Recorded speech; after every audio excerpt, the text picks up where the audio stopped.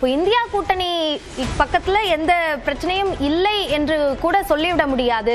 ஏன்னா இந்தியா கூட்டணியில போட்டியிடுவது தொகுதி பங்கீட்டிலிருந்து சிக்கல் இருந்தது. அது என்ன மாதிரியான ஒரு ப்ரொஜெக்ஷனை மக்கள் கிட்ட கொண்டு போயிருக்கும் என்பது சார்ந்த சில கேள்விகளும் முன்வைக்கப்பட்டது. அந்த அடிப்படையிலான ஒரு டேட்டாவை தான் நம்ம மேஜிக் வால்ல பார்க்கிறோம். அதுல மொத்தமாக அந்த கூட்டணி கட்சிக்குள்ளாகவே போட்டி இருந்த தொகுதிகள் 11. அதுல அந்த 11ல 10 தொகுதிகள் என்டிஏவுக்கு போயிருக்கு. ஒரு தொகுதி தான் இந்தியா கூட்டணி கிட்ட இருக்கு அப்படின்றத பாக்குறோம். அப்ப இந்தியா கூட்டணியிலையும் அந்த இடத்தை, அந்த ஒரு இடம் காங்கிரஸ் கிட்ட இருக்கு அப்படின்றதையும் புரிஞ்சுக்க முடியுது. தேசிய ஜனநாயக கூட்டணிக்கு 10 இடங்கள், அதாவது முந்தைய தேர்தலை விட அந்த அதாவது கூட்டணிக்குள்ளாகவே இந்தியா கூட்டணிக்குள்ளாகவே போட்டியிட்ட இடங்கள்ல 5 இடங்களை ஜேடியு பிடிச்சிருக்காங்க, முன்னிலை வைக்கிறாங்க. பாஜக 4 இடங்கள்ல முன்னிலை வைக்கிறாங்க. இந்துஸ்தான் ஆவாம் மோர்ச்சா ஒரு இடத்துல முன்னிலை வைக்கிறாங்க. அப்போ அது ஒரு மைனஸ் பாயிண்டா இருந்ததா என்ற ஒரு முக்கியமான கேள்வியும் இருக்கு. நம்ம திரு பாலச்சந்தர் நீங்க சொல்லிடுங்க. நம்ம 1:30 வரைக்கும் இந்த முக்கியமான அம்சங்கள் குறித்தெல்லாம் நம்ம தொடர்ந்து பேச இருக்கோம். திரு பாலச்சந்தர், நான் மகா கட்பந்தன் எவ்வளவு தூரத்துக்கு ஒருங்கிணைந்து இருக்கணுமோ அவ்வளவு தூரத்துக்கு ஒருங்கிணைந்து இல்லை, அது தோல்விக்கு ஒரு காரணம் அப்படிங்கிறத சொன்னேன். அடுத்து இந்த 10,000 கொடுத்தது விதி மீறல், அது எலெக்ஷன் கமிஷன் வாழாவு இருந்தது, அதன் மூலம் எலெக்ஷனுடைய neutrality was put into question அப்படின்னு ஒரு காரணம் சொன்னேன். அடுத்து பீகாரியால டிஎம்கே காரங்க அடிக்கிறாங்கன்னு இந்த நாட்டுடைய பிரதம மந்திரியே பேசினாரு, இது விதி மீறல், அதை பத்தி இவங்க ஒண்ணுமே சொல்லலன்னு சொன்னேன். இது எதுக்குமே ஐயா பதில் சொல்லல. இந்த specific questions should get specific answers. அடுத்து அவர் என்ன சொன்னாரு, இந்த ஒருங்கிணைந்த வளர்ச்சியை இவர் கொண்டு வந்ததுனால தான், நிதிஷ்குமார் கொண்டு வந்ததுனால தான் இவ்வளவு பெரிய வெற்றி கிடைச்சதுன்னு சொன்னாரு.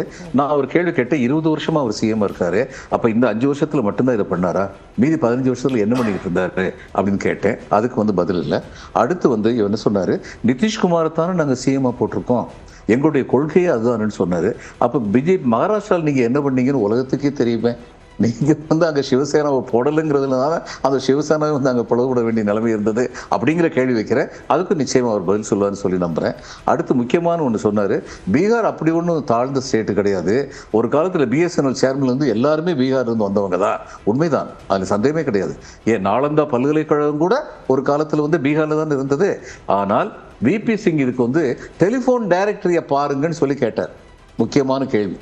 அவர் சொன்னாரு, இந்த டெலிபோன் டைரக்டரியில எந்த மாநிலத்தை போய் பார்த்தாலும், தமிழ்நாடு தவிர, இந்த இது கேரளா தவிர மற்ற எந்த மாநிலத்தையும் போய் பாருங்க, என்ன நடக்குதுன்னு சொல்லி பாருங்க, குறிப்பிட்ட சில குடும்பங்கள் மட்டும்தான் பெரிய பெரிய பதவியில் இருக்காங்க அப்படின்னு சொல்லி சொன்னார். இது ரொம்ப முக்கியமான பாயிண்ட். பீகார்லையும் அப்படி குறிப்பிட்ட குடும்பங்கள் மட்டும்தான் பெரிய பெரிய பதவியில் ஒரு காலத்தில் இருந்தாங்க. இன்னைக்கு நடக்கிறது சேர்னிங் ப்ராசஸ். அந்த சேர்னிங் ப்ராசஸை நடக்க விடாம தடுக்கிறது அப்படிங்கிறதுல எலெக்ஷன் கமிஷன் உறுதுணையா இருக்கு அப்படின்னு நான் சொன்னேன். நான் கேட்ட ஸ்பெசிபிக் கொஸ்டின்ஸுக்கு ஐயா ஸ்பெசிபிக் ஆன்சர் கொடுத்தாருன்னா நான் நன்றி உள்ளவனாக இருக்கேன். அவ்வளவுதான்.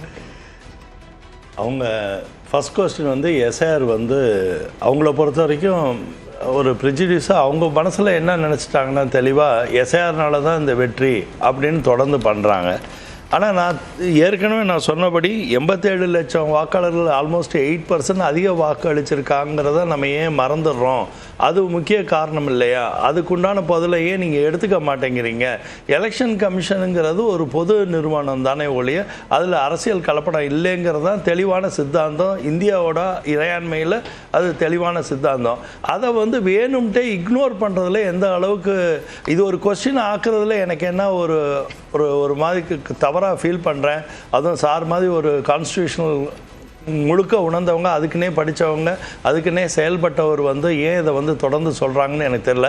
ஏன்னா எலெக்ஷன் கமிஷன் இந்த மாதிரி ஒரு அறிதலோட இருப்பவர் இல்ல, அது சந்தேகம். அவர் கேள்வி எழுப்பலங்க, சந்தேகத்தை தொடர்ந்து எழுப்புறாரு. அந்த சந்தேகத்தை தீர்க்கக்கூடிய அதிகாரத்தில் இருக்க அவரோட ஃப்ரெண்ட்ஸே நிறைய பேர் இருக்காங்க. அவங்களே போய் கேட்க வேண்டியது தானே. அவரோட ஃப்ரெண்ட்ஸ் எவ்வளோ பேர் இன்னைக்கும் அங்கே போஸ்ட்ல இருக்காங்க. இவரோட ஜூனியர்ஸ் நிறைய பேர் இன்னைக்கு பிகர் பொசிஷன்லேயே இருப்பாங்க.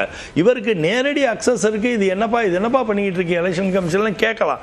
ஆனால் எலெக்ஷன் கமிஷனை ஒரு மாதிரி ஒரு தவறான ஒரு பிம்பம்ன்றது எனக்கு அதில் ஒப்புதலே இல்லை. பீங்க ஐஏஎஸ் ஆஃபீஸராக இருந்ததுனால, எக்ஸ் ஐஏஎஸ் ஆஃபீஸர் இருந்ததுனால ஒரு எலெக்ஷன் கமிஷனை இந்த அளவுக்கு நம்ம குறைச்சும் மதிப்பிடுறதோ அவங்களோட தனிச்சையான செயல்பாடுல குறை கண்டுபிடிக்கிறது எனக்கு I don't think it's a right way to approach. பொலிட்டிக்கலாக இவர் சார் ஒரு பொலிட்டீஷியனாக இருந்து இந்த குறைபாடு சொன்னார்னா அது பொலிட்டிக்கல் அஜெண்டாவாக நான் எடுத்துக்குவேன். ஒரு கான்ஸ்டியூஷனில் முழுக்க கற்று குடிச்சவர், அவருக்கு எல்லாமே தெரியும். அதெல்லாம் அவரோட எக்ஸ்பீரியன்ஸ் கிட்டத்தட்ட 40 வருஷத்துக்கு மேல அவங்க வந்து அந்த பதவியில இருந்திருக்காங்க.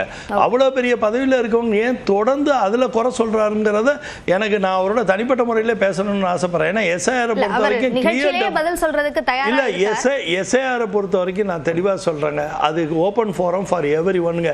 எல்லா பொலிட்டிக்கல் பார்ட்டிஸ்க்கும் அது உண்டான எல்லா ரைட்ஸ் இருக்குங்க. அது ஒரு சார்ந்து ஒரு ஆளுங்கட்சி சார்ந்து அதுவும் தொடர்ந்து அமித்ஷாவோட தலையீடுல நடக்குதுன்னு சொல்றதுல எனக்கு அதுல ஒப்புதல் இல்லை. இதுல வந்து எஸ்ஐஆரை பொறுத்த வரைக்கும் ஜஸ்டிஃபை பண்ணி பேசணும்னா இன்னைக்கு எஸ்ஐஆரை வச்சு நிச்சயமாக வந்து பிஜேபி ஜெயிச்சதுக்கு காரணம் எஸ்ஐஆர்னு அது ஒரு மதிப்பீடு பண்றாங்க.